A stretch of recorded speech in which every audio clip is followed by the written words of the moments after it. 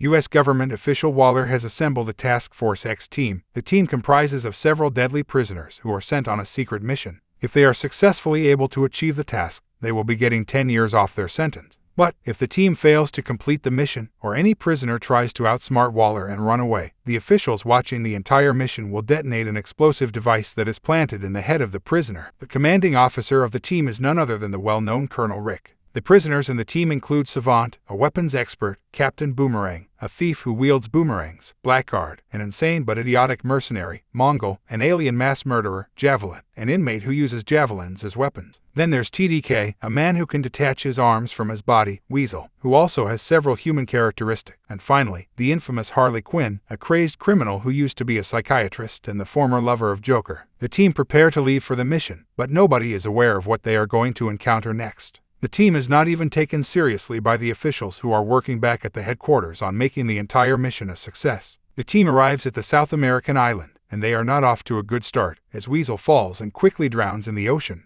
The rest of the team reach the shore and await further instructions, as the entire beach could potentially be surrounded by deadly soldiers. Things take a huge turn when Blackguard moves forward and begins to call out the army that is hidden from the rest of the team. Rick is furious over the fact that Blackguard betrayed the team and informed the enemy that they were arriving stealthily. The enemy soldiers begin to fire at the team, and Blackguard is taken down with ease. Despite giving their 100%, one by one the entire team begins to fall apart. Savant decides not to engage in battle, as he witnesses how his teammates are performing so poorly. The rest of the team make poor decisions which lead to the loss of Mongol and Boomerang. Javelin and TDK are taken out next. Savant, who gets horrified by the severe state of his teammates, runs for his life. As Waller made it clear that the teammate who deserts the mission would have to pay the consequence, Savant has to suffer now. Waller orders to detonate the explosive device in Savant's head, which ends Savant too. This leaves Harley and Rick as the only people alive on this mission. What the entire team didn't know is that Waller actually made up another Task Force X team, which was supposed to arrive after Team 1.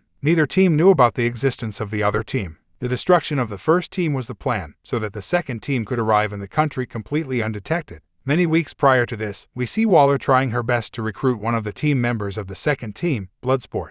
Bloodsport is a deadly assassin, and he is known for almost coming close to ending any superhero that's in front of him. Before the mission could be executed, Waller constantly asked Bloodsport to join the squad, but Bloodsport showed no interest at all. When Bloodsport's daughter comes to meet him, he learns that his daughter is being brought to a court trial for an act of robbery she committed. Bloodsport, despite not having much affection towards his daughter, finds out that Waller is the one who is sending his daughter to court in order to blackmail Bloodsport into joining the squad. Bloodsport confronts Waller on this particular matter and almost comes close to murdering her in a matter of seconds. Waller explains that the mission she wants Bloodsport to undertake and lead the team is more important than he could possibly imagine. She promises that she will drop Bloodsport's daughter's court trial if he succeeds in this mission. Bloodsport has no option but to join Waller's team. He is introduced to the rest of his teammates, Peacemaker, another deadly assassin who strikes up a mini feud with Bloodsport to see who the better assassin is, King Shark, a man-eating shark-human hybrid. Then there's Ratcatcher 2, a woman who has the ability to control rats and communicate with, and Polka Dot Man, a prisoner who throws polka dots. Now that she has gathered the perfect team for the mission, Waller finally makes the team sit down and reveals what the mission is actually about.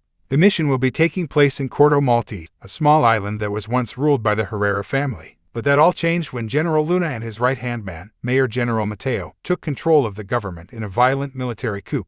Waller reveals that Luna is extremely anti-American. However, the problem doesn't lie with Luna, there's more to it. There is a scientific experimentation facility in Corto Maltese known as Jotunheim, and it contains something known as Project Starfish. The U.S. intelligence forces claim that Project Starfish is extraterrestrial in nature, and in the hands of the lunar regime, this project could not only be catastrophic to the USA, but to all of humanity. The mission is to infiltrate Jotunheim and remove every trace of Project Starfish. The only way the team can infiltrate Jotunheim is by making the geneticist in charge of Project Starfish, Gaius Greaves, reveal the passage into the facility. Fast forward to the present, the team has arrived, and has no clue what happened on the beach a few minutes ago. Meanwhile, Harley is still being chased by the enemy soldiers. She tries to hide from them, but finds out that Javelin is still alive. Javelin passes his weapon to Harley, and deems her worthy of it. Before he can say why Harley should carry his javelin, he succumbs to his wounds. Harley is heartbroken, but more than that, she tries to figure out for what purpose she was given the weapon. Harley is arrested by the enemies. Waller instructs the team to find Rick. The team sets up camp for the night, while Rick tries to run for his life from enemy territory. However, it's not his lucky day, as he is also caught by several soldiers. The soldiers don't seem like the armed personnel of Luna. They still capture Rick and take him away. As the entire team tries to get some sleep, Polka Dot Man begins to suffer from a virus on his entire skin, in the form of colorful balls of acid.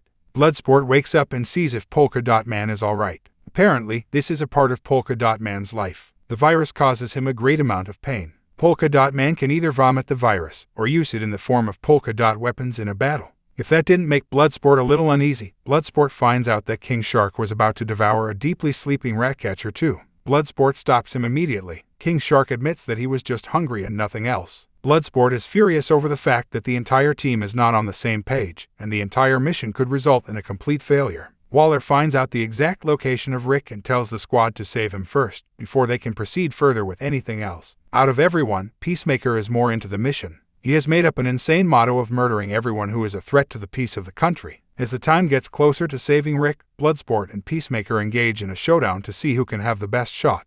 All of the team are able to put down the entire camp of soldiers with little to no effort. But what happens next makes the entire team reconsider their decision to finish off the soldiers. Rick is found to be alive, and as a matter of fact, he is having a good time with Sol Soria, the leader of the freedom fighters, who are actually trying to take down the current government. Sol Soria actually saved Rick's life, as the squad's mission aligns with her mission in some shape or form. Sol Soria is a bit confused as to why her people didn't alert her of the team's arrival. Sol Soria goes outside and is shocked to find most of her men massacred by the squad. Knowing he can't defend the squad with what they did on their way to him, Rick comforts Sol Soria by saying that the team didn't have any clue of who she was. He makes it clear that their objective aligns with hers, and they need to come together to stop Project Starfish. Sol Soria lets Rick know that Luna murdered her entire family, and she would go to any length to take down Luna's regime. She excites Rick by giving him her word that she will help the squad in getting to Gaius. Luna meets Gaius and asks him to explain Project Starfish. Gaius shocks Luna and Mateo by saying that he has been working on this project for more than 30 years now. Starfish was brought in by Americans from outer space. However, they had no idea what the Starfish was capable. The Starfish is able to release small versions of itself, and those versions attach themselves to individuals near them and slaughter them instantly. People are then controlled by the Starfish to do what the Starfish orders them to do.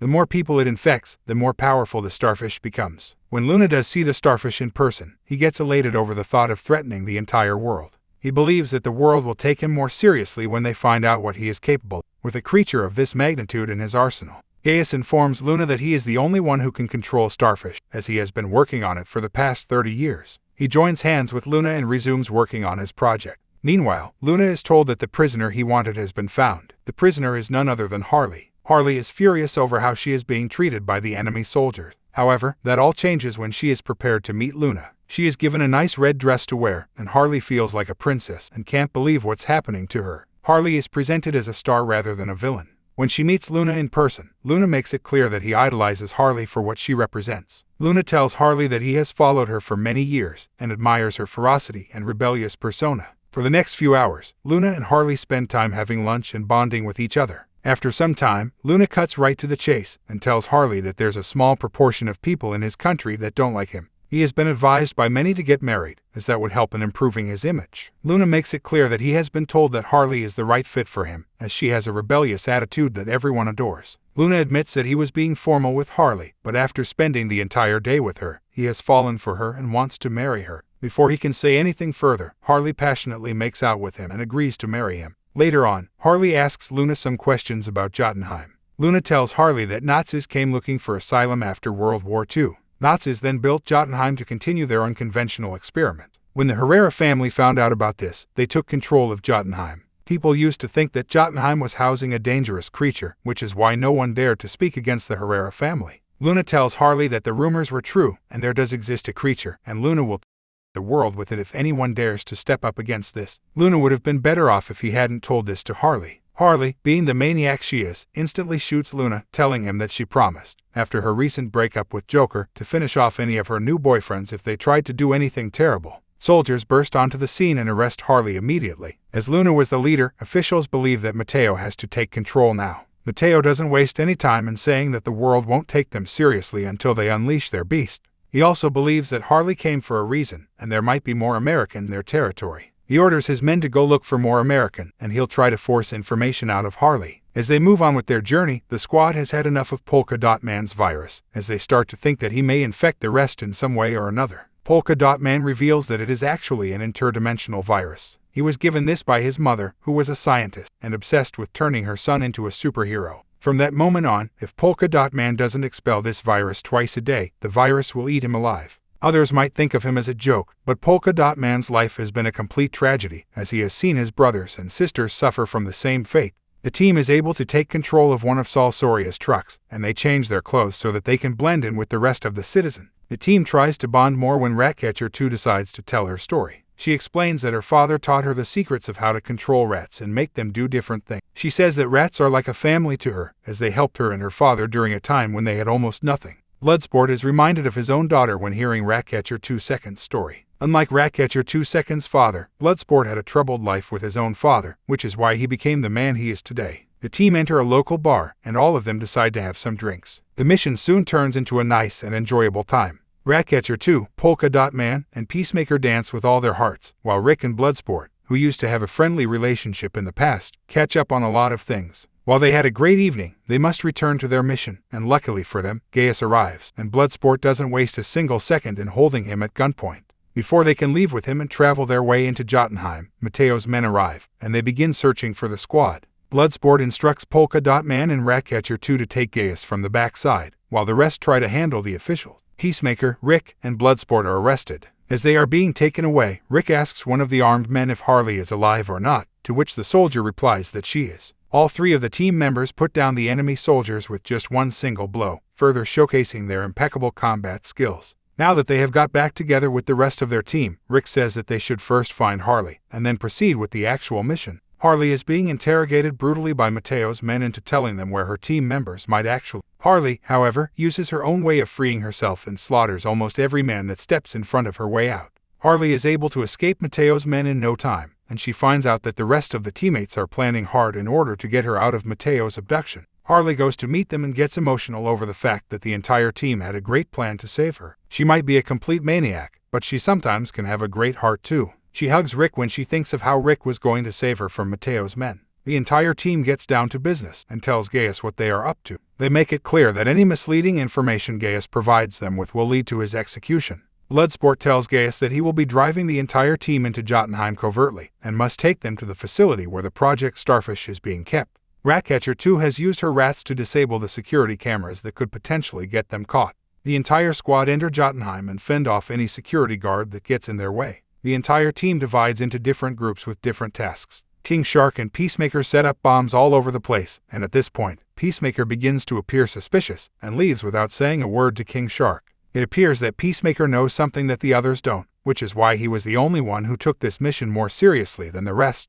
Rick, Ratcatcher 2, and Gaius enter the facility where the Project Starfish is being kept. Rick and Ratcatcher 2 are baffled to see that Rick has locked up several individuals who are affected by the small versions of the Starfish. Even though Rick and Ratcatcher 2 find this to be utterly inhuman, Gaius takes great pride in the work he has done in the past many years. After seeing what's going on, Rick and Ratcatcher 2 tell Gaius to stop his experiments and free every single person he has locked up. Even Gaius knows that it won't be that easy, as he has spent a huge part of his life working on this insane project. Gaius has even given a name to his starfish, Staro. What Gaius tells Rick and Ratcatcher 2 next surely makes Rick question his decisions up until that point.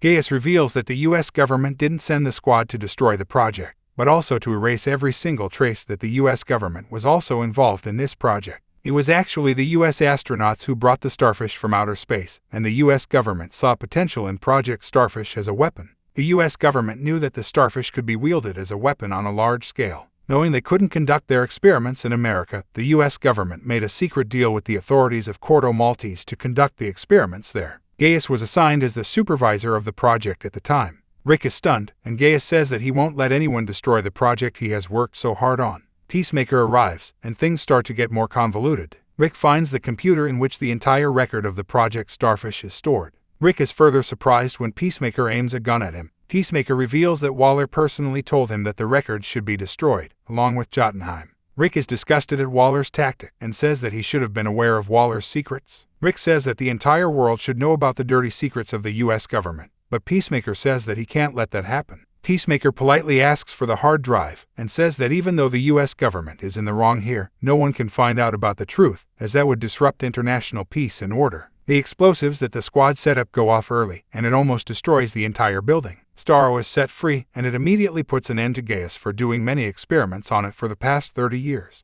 Rick and Peacemaker engage in a grueling battle. Before he can strangle Peacemaker, Peacemaker stabs Rick fatally. Ratcatcher 2 finds the drive and runs away from Peacemaker. A few minutes prior to this, the explosives actually went off when Bloodsport, Harley, and Polka Dot Man were attacked by the troops Mateo arrived with. Upon fighting the security forces, the explosives went off and half of the squad almost got blown up. After fighting off some of the armed forces, the squad find that Peacemaker is about to finish off Ratcatcher 2. Peacemaker shoots at Bloodsport, but Bloodsport's smaller bullet is actually able to take down Peacemaker. Ratcatcher 2 reveals everything that happened. Bloodsport takes control of the drive as a piece of evidence against the US government. Things get more intriguing when Staro comes out of the building for good and begins to cause havoc. The armed forces begin firing at Staro, but to no avail. Staro releases hundreds of small versions of itself, which get attached to the armed forces. Meanwhile, Sol Soria and her army take control of the Corto Maltese government. Bloodsport tells Waller the entire situation and how Staro is destroying the entire city and slaying everyone in its way.